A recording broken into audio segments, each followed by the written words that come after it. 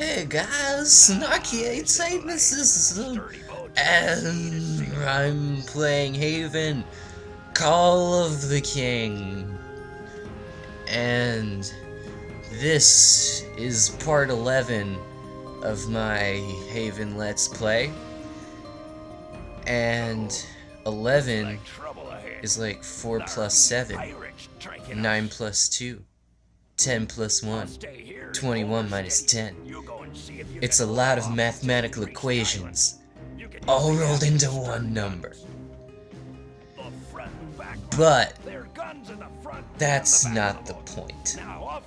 This is a really long boat level. It's really long because it's like 21 minutes. And 21 minutes is a long time. Because, I mean, that's like an episode of Power Rangers. I mean, if you really wanted to, you could just leave this video playing and look away, because I mean, I'm just shooting stuff on a boat for a while, for like 20 minutes. So you could just like leave this video playing with my beautiful voice speaking to you, and you could start up an episode of Power Rangers and just watch that. And you can mute the volume on Power Rangers and just have me talking. And then it would be really funny, because that's not what they're actually saying in Power Rangers. And that's what humor is all about. You know. Humor's all about, you know, mistaken identities. Yeah, that's satire for you. But it also doesn't have to be Power Rangers. I mean, you could watch half an episode of Buffy the Vampire Slayer. You could watch, I guess, an episode of The Office. Of course, this is all, you know, not taking commercial breaks into consideration. So, you know, I mean, you know, Netflix is a good thing. You could put in a few episodes of SpongeBob SquarePants. Or, you know, you could start a feature-length movie and then just not finish it. Because, I mean, I don't know, maybe you're like that. Yeah, but, I mean, other than that, it's like, what do you even talk about for 20 minutes when there's nothing really happening? I mean, yeah, there's like shooting stuff going on and, you know, that, but, I mean, that's it. It's just shooting stuff on a boat. I mean, I guess I could make some kind of obligatory "I'm on a boat" joke, but I mean, that would be just fishing for jokes, and I'm above that. Yes, I am. I know what I can do. I can write an impromptu fan fiction one-act play about Haven, because it's funny, and you know, as long as you're doing something for the sake of comedy, then I mean, it's alright. I mean, that's like why the Holocaust happened, right? Wow, that's the worst thing I've ever said in my entire life. Anyway, I call this play, I submit this story for approval by the Midnight Society. It's called The Tale of Haven and His Demon Cornrows. Haven wakes up one morning and he's all, "I'm gonna fuck shit up today." He says that because, I mean, he's Haven, and I mean, he fucks shit up, but not really even in the good way, just in the way like, what are you doing, man? Just get a hold on your life. So that's what Haven's all about. Anyway, he wakes up, and he's got these red cornrows, and normally they treat him pretty well. They're lady killers. In his universe, apparently red cornrows are the thing to have. So he strokes his red cornrows and he says, "Good morning, red cornrows." And his cornrows say back, "Oh, hello, Haven. We're so glad that you could style your hair like this. because, Lordy knows, everybody wishes they could have cornrows this awesome. And Haven's like, yeah, but they can't have cornrows this awesome because I'm an alien. It's at this moment that Haven's mother walks into the room. Now, I'm making up the character of Haven's mother because she doesn't actually exist in this game. I don't know if any of the characters actually have parents or if they're just kind of a race of asexually reproducing people, even though I'm pretty sure Haven wants to get it on with chess. But I don't know. That remains to be seen. So anyway, Haven's mom walks into his room and she's like, Haven, good morning. I'm glad to see you this morning. Are you ready to fuck shit up? And Haven says, yes, Mom, get off my case. Because fucking shit up is apparently something that Haven doesn't actually like to do for his own personal pleasure. He just does it because it's his job. He gets paid to fuck shit up, but not in the way that an assassin gets paid to fuck shit up. I mean, assassins are like, yeah.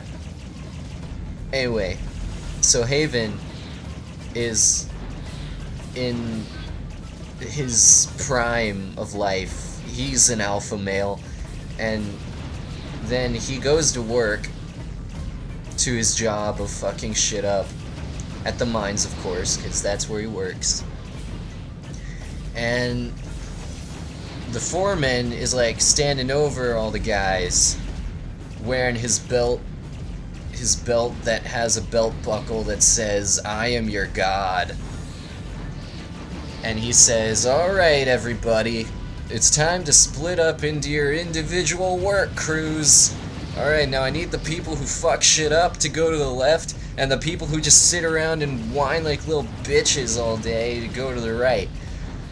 So Haven, deciding he wants to stand up to society, goes to the right with the group of people who just whine like bitches all day. Chess happens to be in this group, and he sees her and he's like, man, I wanna do things with her that you're not allowed to see in PG movies. Or G movies, for that matter. Anyway, then Chess is like, hey there, I'm Chess. I've never seen you before. And Haven's like, well, fuck no you haven't. I belong to the fuck shit up crew. And she's like, oh my god, you're so hot because you're breaking Law and Order. The TV show. SVU. So then she's like, we should do it. And he's like, no, we're at work, you silly cunt. Sorry if my language is offensive. This is Haven speaking. It's for the sake of this masterpiece of one-act playwriting that he is... oh, he's a sexist douchebag. It's for the sake of satire... Saturday. Anyway. So then, Haven and Chess start holding hands because it's cute. And then the foreman walks over and he's like, Haven, what the shit is this? You're on the fuck shit up crew. What are you doing over here? And he's like, maybe I want to be on the fuck shit up crew. Maybe I like complaining. And Foreman's like, hey, I like complaining too. But sometimes you gotta fuck shit up. And when you gotta fuck shit up, then you don't complain. Haven's like, okay, I'm sorry. So then he goes over back to do his normal job. And that's the end of Chapter 1. Chapter 2, Haven's cornrows start talking to him again. And they're like, man, why'd you wuss out like that? You should be over there holding hands with that chess girl. And he's like, man, I'm too good for her to begin with. Because remember, he's a sexist. And his cornrows are like, well, you don't know what you're saying, so you suck. And then his cornrows take over his mind, because his cornrows are possessed by demons. So then his cornrows, like, his eyes go all buggy, and they turn purple, and then they start flashing different shades of purple, and then occasionally they turn green. And because of his eye changing colors, you can tell that he's possessed. So then the cornrows command him to go back over to the group of people who whine like bitches all day. And Chess is like, hey, you came back, that's so cool, now that we can hold hands some more. And Haven, speaking through his cornrow deluded mind mouth, says, I didn't come back here for you, you slutty slut mouth. And then she's like, how did you know I'm a slutty slut mouth? From the planet Whoremonger 12, which is a planet I made up. And Haven, with his drowsy cornrow-fueled mind gases, says, I don't care what planet you're from, I just know that you're a whore. Then the foreman comes back over and is like, Haven, I told you to get back over to the fuck shit up crew. And Haven's like, I don't want to listen to your shit anymore, Mr. Miyagi. I mean, Mr. Foreman. And then the foreman's like, that's good enough for me, because I'm scared of you. I'm scared of you because you are raw man. You are just a man, and I cannot compare. I apologize. So then he says, in fact, you can take my job. So then Haven becomes the new foreman of the mines of Moria and says, there's gonna be new order around here. From that day forth, everyone was forced to get cornrows and dye them bizarre colors. Haven looks down at all of the little people and says, ah, look at all the lonely people. Where do they all come from? Ah, look at all the lonely people. Where do they all belong? Chapter 3. Haven's cornrows get cocky. The president of the United States of Haven, who is now Haven, some time has passed between Chapter 2 and Chapter 3, and Haven actually became the president of the world and decided to call it Haven. I don't know exactly how it happened, except that it did. So the president, who is now Haven, is looking down over his balcony of pure deception, and his cornrows say to him, all of this is yours. All of this is yours when you assert yourself. It's like that episode of SpongeBob where Plankton is forcing SpongeBob to be assertive.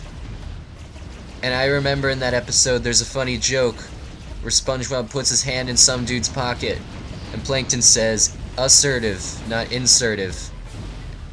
And it's funny because of the wordplay. The point being, Haven is still unsure of himself, but the cornrows are still in control. But now there's a national threat. There's the Great Security Council of the Galaxies coming to say, hey Haven, you can't be president of this world, because, I mean, you don't know what you're doing, because he doesn't know what he's doing. He just has cornrows, and people are scared of him because of that. So then, Haven's like, man, I'll be the president of you. And then the Galactic Security people are like, well, that's good enough for me. So then, Haven miraculously becomes the first president of not a nation, but a person. He governs that person's life. He writes a constitution for that person. And that person has to live by this constitution, or face the penalty of death. The death penalty. Chapter 4. Haven questions himself.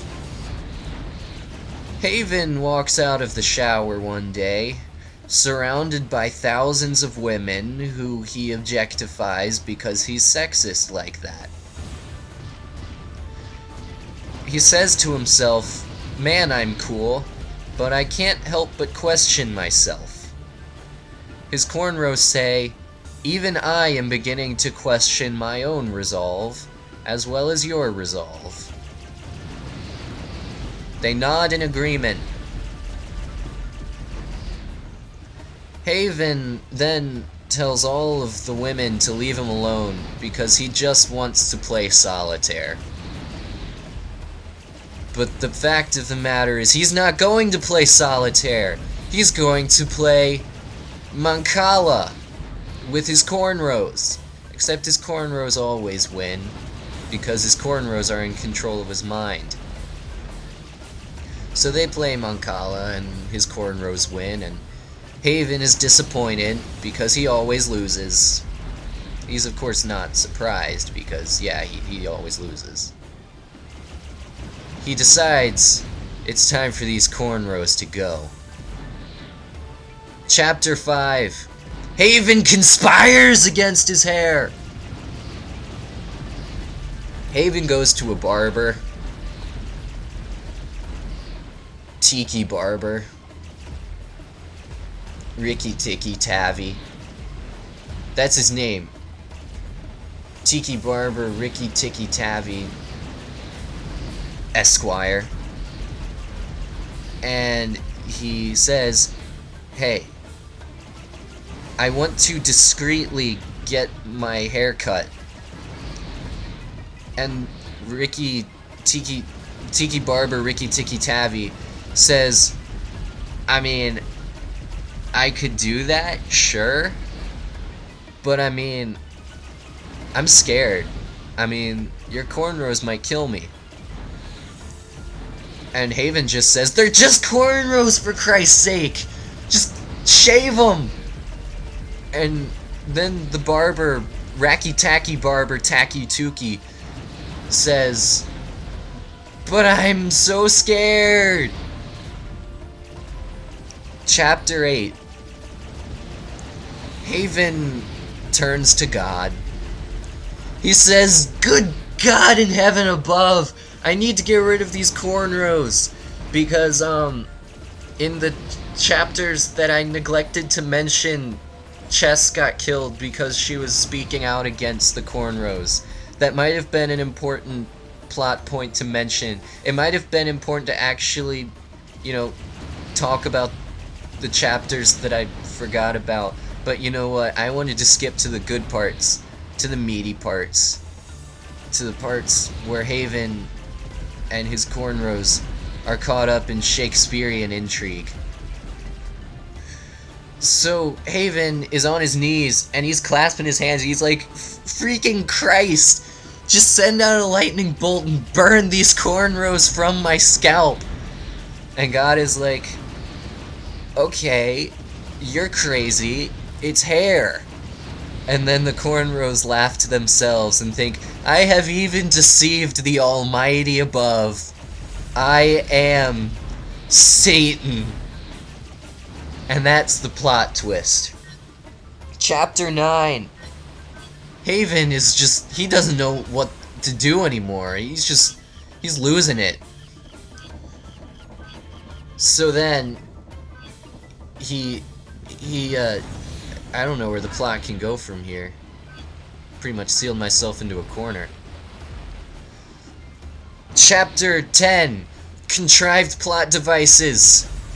A giant machine sent by Lawrence Fishburne himself arrives on the United States of Haven.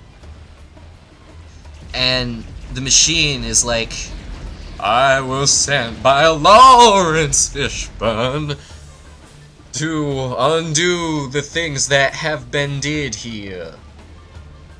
And Haven is like, thank Lawrence Fishburne, we are saved. But Haven's cornrows are not going down without a fight. So Haven's cornrows detach from his scalp, taking his whole head with him. Haven dies instantly. And then the cornrows say, you won't take me alive. And they transform into a giant hairy mecha of their own. Lawrence Fishburne, looking down from space, says, I need to get directly involved. So he flies in and he pilots the giant mecha, and they fight over the cityscape, and they're battling, and they're shooting one another, and then Lawrence Fishburne pulls out a sword, and he goes, you will meet your maker being me. And then the cornrows say, Dad, is that you?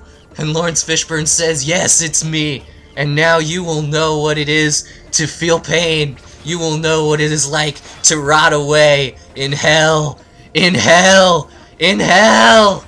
And then Lawrence Fishburne charges up a giant neutron blaster strike and vaporizes Haven's cornrows, making Haven's head vaporize as well. Haven meets his end, and all is well. Thank you. That is the end. Thanks for reading.